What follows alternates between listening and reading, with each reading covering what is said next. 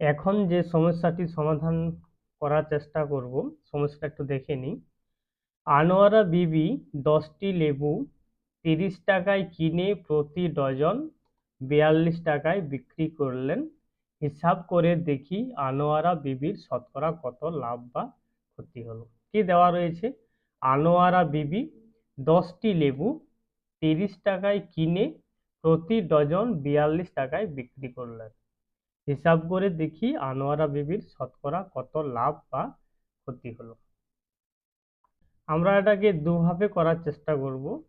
প্রথমেই আমরা একটি লেবু ক্রয় মূল্য বিক্রয় মূল্য বের করে নিয়ে তাতে লাভ বা ক্ষতি কত হয়েছে সেটা হিসাব করব। আনোয়ারা বিবি কটি লেবু কিনেছিলেন? 10টি। 10টি লেবু কিনেছিলেন, কত টাকায় কিনেছিলেন? 30 টাকায়।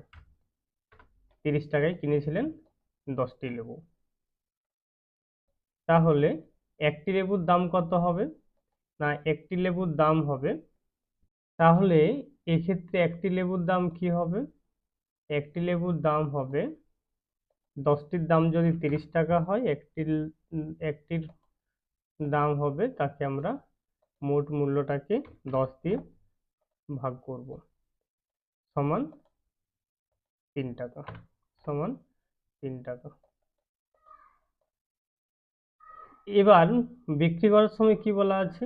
না, প্রতি ডজন কত টাকায় বিক্রি করা হচ্ছে? 42 টাকা। 42 টাকায় বিক্রি করলেন। তাহলে এক্ষেত্রে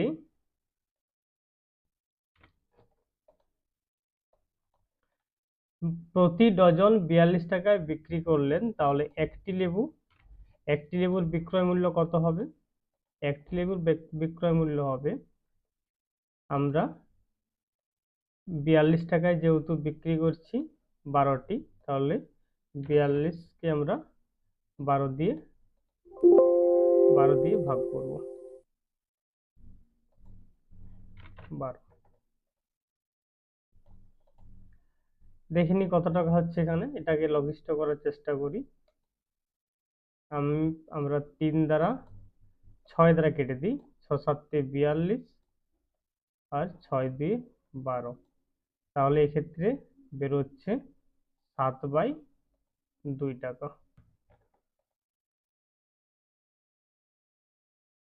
তাহলে এখানে বেরোচ্ছে 7/2 টাকা।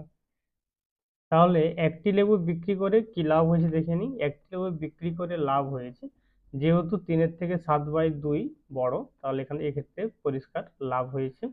একটি লেবু বিক্রি করে লাভ হয়েছে, কত টাকার লাভ হয়েছে একটু দেখে নিই। 7/2,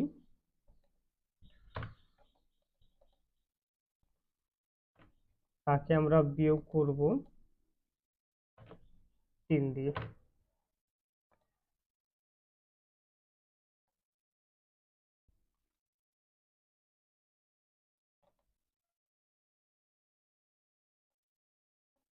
তাকে আমি বিয়োগ করব 3 দিয়ে, তাহলে বিয়োগফল কত হবে? 3 2 6, 1 সমান 1/2 টাকা। 1/2 টাকা। এবার আমরা এটাকে ছকের সাহায্যে করে নিই। ক্রয় মূল্য, এখানে ক্রয় মূল্য বলতে কি, যেহেতু আমরা লাভ বের করেছি একটি লেবুর উপরে, তাহলে ক্রয় মূল্য এখানে একটি লেবুর মূল্য কত ছিল? একটি লেবুর মূল্য ছিল 3 টাকা, সেক্ষেত্রে লাভ হচ্ছে সেক্ষেত্রে 1/2 টাকা।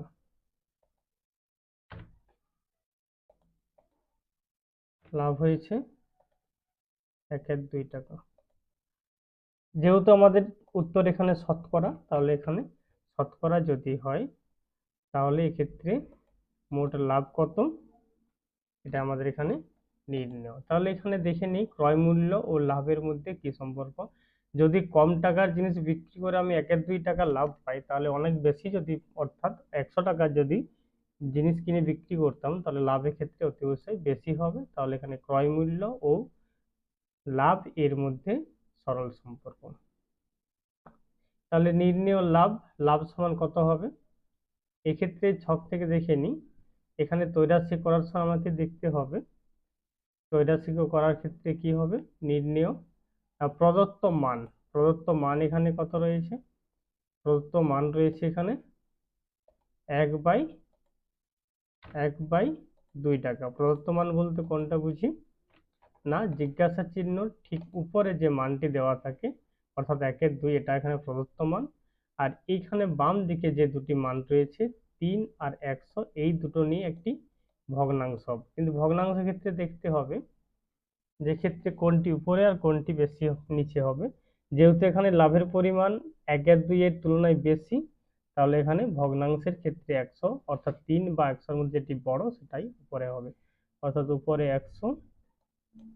100 আর নিচে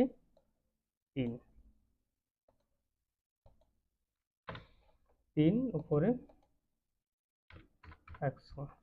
এই যে লঘিষ্ঠ করার চেষ্টা করি, তাহলে এখানে 2 দিয়ে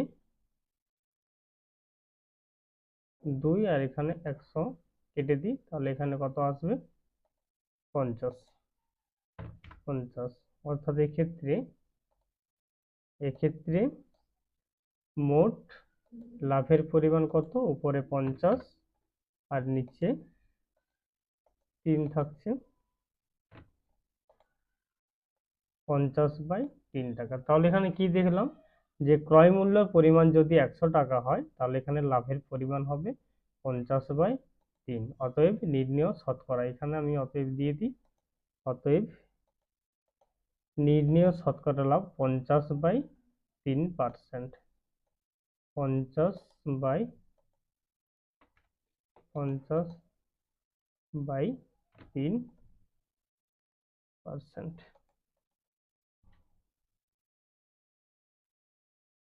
50/3%।